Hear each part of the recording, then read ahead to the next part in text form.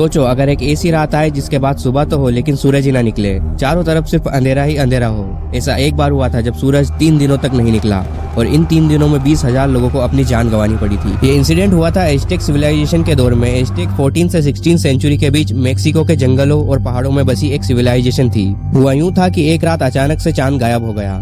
लोगों को समझ नहीं आ रहा था कि आखिर ये हुआ क्या, और अगले दिन आसमान में हल्की रोशनी दिखाई दी जो जमीन तक नहीं पहुंच रही थी, लेकिन इससे साफ पता चल रहा था कि सुबह हो चुकी है, लेकिन सूरज नहीं निकला था। लोग चिल्लाने लगे, सूरज मर गया, ये दुनिया का आखिरी दिन है।